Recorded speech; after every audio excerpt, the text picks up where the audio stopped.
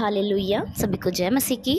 आइए नए सुंदर समय में अपने परमेश्वर को धन्यवाद करें कि हमारे प्रभु ने आज के दिन तक हमें सुरक्षित रखा, संभाले रखा, अपनी अनुग्रह में बनाए रखा। हम अपने परमेश्वर को धन्य कहें प्यारो। वो हमारा प्रभु है, वो महान है वो हमारे जीवनों में है, महान है वो इस संसार में, महान है वो स्वर्ग में। सच में हमारा परमेश्वर ऐसा है कि उसकी करुणा सदैव हम पर बनी रहती है। वो कभी हमें नहीं छोड़ता, कभी हमें नहीं त्यागता। उस परमेश्वर ने, उस यीशु मसीह ने शरीर का रूप लिया और इस संसार में आया। उसने हमारे लिए हमारे पापों को सह लिया, उसने हमारे लिए कोड़े खाए, उसने सब कुछ जो वो कर सकता था हमारे लिए किया कि हम बचाए जाएं। ऐसे प्रभु को हम महिमा देते हैं प्यारो। आइए परमेश्वर के वचन से हम देखते हैं इब्रानियों 12:3 में परमेश्वर का वचन कहता है, इसलिए उस पर ध्यान करो जिसने अपने विरोध में पापियों का इतना विरोध सह लिया कि तुम निराश होकर साहस ना छोड़ दो। आमीन। प्रभु का वचन कहता है इसलिए उस पर ध्यान करो कि उसने अपने विरोध में पापियों का विरोध सह लिया। हालेलुया। उसने परमेश्वर यीशु मसीह के विरोध में, यानी ये संसार में जो मनुष्यों ने यीशु मसीह का विरोध किया, उस पर कितने तरीके के बुरी बातों का जिम्मेदार उसको ठहराया, उस पर बुरे बुरे लालचन लगाए। उस यीशु मसीह ने उन पापियों का विरोध सह लिया, हमारा विरोध सह लिया, हम पापियों का विरोध सह लिया। इस संसार में जब यीशु मसीह आए तो यीशु मसीह हमें जीवन देने के लिए आए, यीशु मसीह हमें पापों को क्षमा करने के लिए आए। और हम जो पापी ही थे, हमने यीशु मसीह के विरोध में खड़े हुए और यीशु मसीह पर हर प्रकार की ताड़ना दी। और यीशु ने उन सारी बातों को, उन सब चीज़ों को जो मनुष्य ने उन पर डाली, जो पापियों ने उन पर डाली, सब कुछ सह लिया प्यारो। उसने कुछ भी नहीं कहा, उसने हमें दंड नहीं दिया इस बात के लिए। सच में वो हमारा प्रभु कितना महान है। हम इस संसार में अपने माता पिता जो कई बातों में सही होते हैं, मतलब हर बार सही होते हैं कि अपने बच्चों को अच्छी चीज़ें सिखाएं, बताएं, तब भी बच्चों को उनकी बातें बुरी लगती हैं, उनकी ताड़नाएं बुरी लगती हैं। इस संसार में एक शिक्षक होता है जो बच्चों को भले के लिए उन्हें ताड़ना देता है, उन्हें सिखाता है, तब भी उन बच्चों को उनकी डांट फटकार बुरी लगती है। लेकिन यहाँ तो यीशु मसीह जो है वो पापियों के मुंह से, पापियों के हाथों से उन्होंने इतनी ताड़नाओं को सहा है। वो एक जो गलत है, उस गलत व्यक्ति की सही बात को कैसे इंसान माने। हम मनुष्य होकर ऐसा नहीं कर सकते, लेकिन वो खुदा होकर ऐसा कर गया प्यारो। वो जो 100% शुद्ध था, वो पवित्र था, उसने अपने आप को के विषय में, अपवित्रता के विषय में सुना। वो जो पापी भी नहीं था, उसने सुना कि वो पापी बना। वो यीशु मसीह जो हर तरीके से शुद्ध था, उसने हम पापियों के मुंह से, हम पापी ही लोगों से इतना विरोध सह लिया प्यारो। ऐसा महान वो प्रभु हमारा है, हमारा परमेश्वर सच में महान है। हम कौन होते थे, हम जो यीशु मसीह को इतनी बुरी बुरी बातें हमने बोली, हम कौन होते थे कि हमने उसको पापी कहा, हालांकि हम खुद पापी थे। लेकिन तब भी हमारे यीशु मसीह ने इन बुरी बुरी बातों को सह लिया, उसका विरोध नहीं किया। क्यों? हमारे लिए, क्योंकि प्रभु का वचन कहता है कि तुम निराश होकर साहस ना छोड़ो।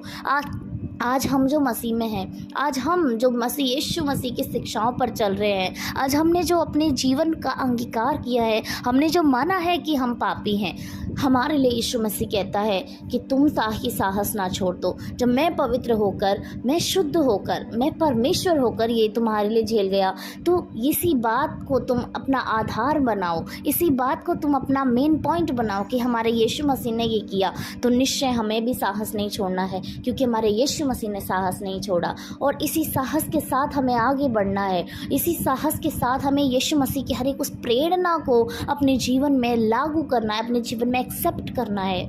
क्योंकि हमारा यीशु मसीह पवित्र था, वो पवित्र है। पवित्रता उसके नाम से आती है, जीवन उसके नाम से आता है, शुद्धता उसके नाम से आती है। ऐसे प्रभु ने जब पापियों का विरोध सहा है प्यारो, तो हम तो निश्चय पापी हैं, हमारा जन्म पाप से हुआ है।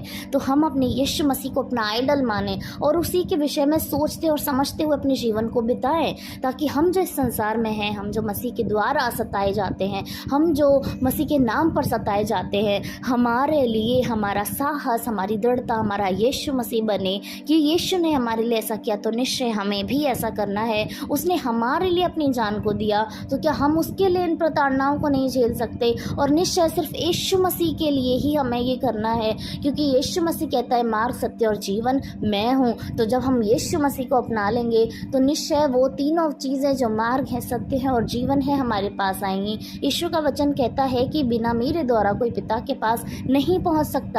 यदि हम यीशु को पकड़े रहेंगे तो हम पिता के पास पहुँच सकेंगे प्यारो, क्योंकि एकमात्र जरिया सिर्फ यीशु मसीह है। उसके सिवा कोई और द्वार नहीं है, ना इस संसार में ना दूसरी दुनिया में, कहीं कोई ऐसा नहीं है जो हमें पिता के पास ले जा सके। वो सिर्फ यीशु मसीह है और निश्चय में उसको पकड़े रहना है, क्योंकि यीशु मसीह पवित्र होकर पापियों के साथ में रहा। यीशु पवित्र होकर पापियों के हाथ से मारा गया। इससे बुरा और क्या हो सकता है? इससे बढ़कर और क्या हो सकता है? निश्चय उसने सब कुछ हमें दे दिया। हमारे पिता के पास उसका इकलौता पुत्र था जो उसने रख नहीं छोड़ा, हमारे लिए दे दिया। वो हमारे लिए सब कुछ कर गया प्यारो। उसने कुछ भी नहीं रख छोड़ा जो उसके पास में हो और उसके बस में हो, जो उसने ना किया हो। वो हमसे अत्यंत प्रेम करता है। उसने हमारे साहस के लिए ये सारे कामों को किया कि हम कर सके। उसने हमें साहस देने के लिए प्रैक्टिकल करके दिखाया, संसार में आकर दिखाया, मनुष्य के जीवन में व्यतीत करके दिखाया, पापियों के मुंह से सुनना करके दिखाया। उसने सब कुछ हमारे लिए किया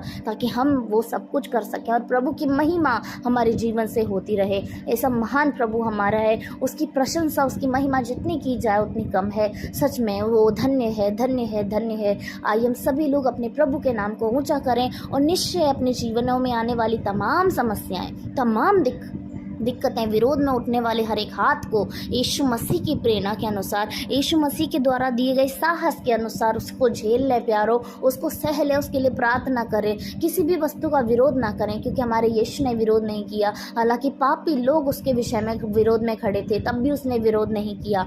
तो ये निश्चय हमें भी विरोध नहीं करना, क्योंकि हम तो फिर भी पापी ही हैं। हमारा यीशु तो पवित्र था।